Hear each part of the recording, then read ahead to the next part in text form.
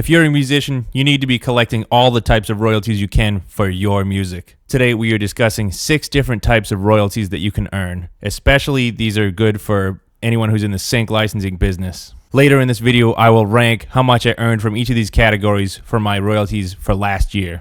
The number one way to earn royalties is from your PRO or your performing rights organization.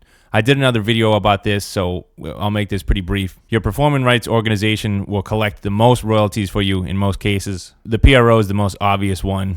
This covers royalties from streaming of your music on Spotify, Apple Music, etc., uses of your music on TV, streaming services like Paramount Plus, Disney, Hulu, etc.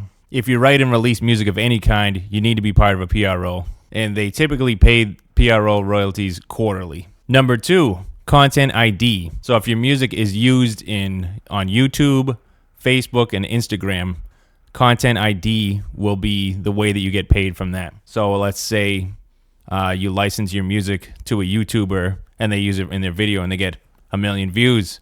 You're going to collect the royalties from that quarterly from a content ID service such as Identify or Hawk. Only put your music on a content ID service like this if you own all the rights. If it's, let's say you're working with an exclusive library, they will actually collect those royalties for you in most cases. These royalties are calculated monthly and paid quarterly with a 1 quarter delay, at least for I'm with Identify, and that's how they do it. Putting your music on content ID used to be a tough thing. Not every non-exclusive library wanted the stuff to be on there, but they're a lot more lenient now. It's easy to whitelist and blacklist channels for uses. And for content ID, you could also, if you're a YouTuber yourself, you could put your own music in your video and then upload it to Identify and then earn royalties. It's not going to be much unless you're a big YouTuber, but you can earn some royalties by putting your own music in your own videos. And anybody who uses your music in their video, that will earn you royalties. Number 3 is Sound Exchange. Sound Exchange collects digital performance royalties for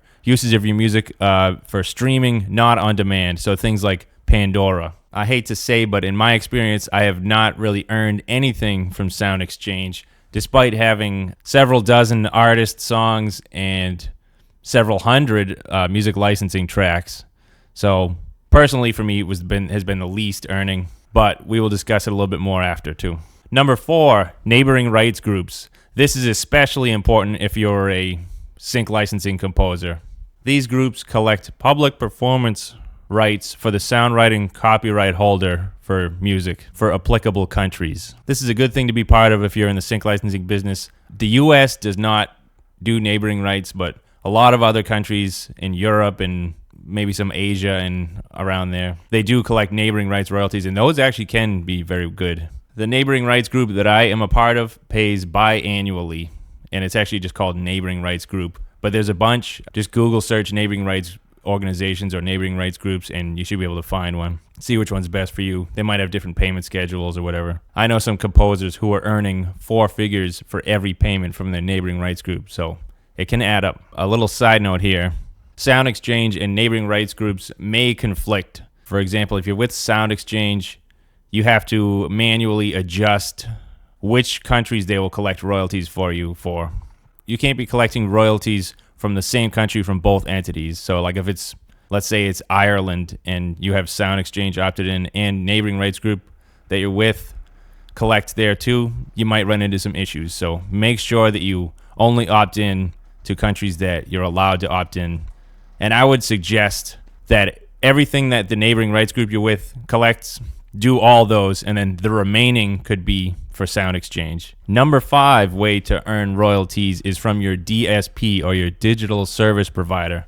These are companies like CD Baby, TuneCore, DistroKid. They collect whatever you allow them to collect. So some of them even collect PRO royalties for you. I would suggest not doing this. You collect your own.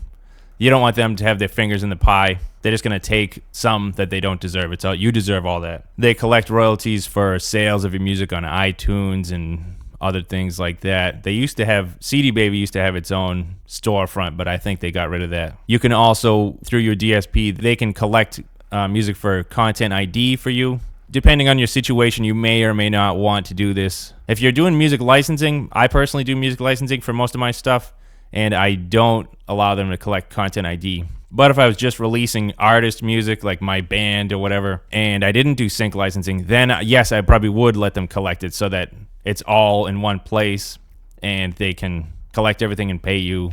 It's just easy, but they probably do take a percentage. Number 6, music libraries. So yes, this is basically only if you are a sync licensing composer. There are non-exclusive and exclusive music libraries. Exclusive libraries usually pay quarterly or biannually. Non-exclusive libraries tend to pay monthly. So if you get like 5 sales in 1 month on the non-exclusive, they'll pay you, I don't know, $100 or whatever it is at the end of the month or in the middle of the month. The exclusive libraries, they'll collect everything that you allow them to collect, such as sync fees.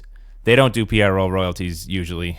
I wouldn't want to be a part of a music library that collects your PRO royalties for you. Exclusive libraries will earn you royalties such as sync fees, blanket fees, and in some cases, content ID money. They might collect your sound exchange royalties on your behalf as well. Once again, for sound exchange, only collect stuff that you're allowed to collect, so that you didn't sign a contract saying this other company is going to collect them for you. And if you're like me, I work with a lot of different music libraries, so on certain, usually it's in March and September that they pay their royalties, some of them in between June and December too. I think I'm in like 30 different libraries, maybe more. Sometimes those months, if I get good sync fees on some stuff, they can be better than a good PRO payment. So those are your 6 types. We're going to rank how I did with them last year in a minute, but I will say that if I was going to not sign up for any of these companies, it would be Sound Exchange. The reason being because I've made $0 from them in my 6+ years of being with them, despite claiming hundreds of recordings on there. It can be tedious dealing with Sound Exchange and your neighboring rights group. The countries may conflict. You'll let me know in the comments if you earn significant money from Sound Exchange, because I'm very curious. I actually don't know anybody who does earn a lot. There's one guy I know who earned like $14 last quarter of last year, and that was the first time in his 40-year career or whatever that he has actually earned from them. Here's the ranking of my earnings from each of these in the year 2023. Number 1, the highest earning was my PRO. Number 2, the second highest earning was through music libraries. This is a combination of all the ones I work with, and my numbers in this were easily in the 4 figures for last year. Number 3, I earned the 3rd most from content ID last year. And I do expect this to increase because there's some big videos that are using my music on YouTube, and it's consistent. Not every video is going to earn a lot, but usually it's like 1 or 2, a couple videos that you're going to make a lot of money from. Number 4, my neighboring rights group. They do take a long time to collect for neighboring rights royalties, but I have been seeing an increase every quarter, and I do expect this maybe to even surpass Content ID this year. We shall see. The number 5 category that I earned from was my DSP. It's not much money, less than $50. I only use that for if I release like a new single or an album. Over the years, I've done a handful. So not a ton, but I also don't have them collect Content ID for me, and I don't have them collect PRO royalties or anything. It's the bare minimum, really. It's mostly so I can get my music on Spotify, Apple Music, etc. And number 6 was Sound Exchange at $0. So those are the rankings, guys. So if you're a musician, go out and sign up for any of these groups that you're not a part of. You need to maximize your earnings. Anybody, if you're like me and you create music, you want to earn every dollar, every penny that you're owed, because it's tough to make a living these days, especially in the music business. But despite the shady nature of the business, it is possible to make a living. And these royalties should help you out. Earn royalties from all these groups, and I wish you guys the best.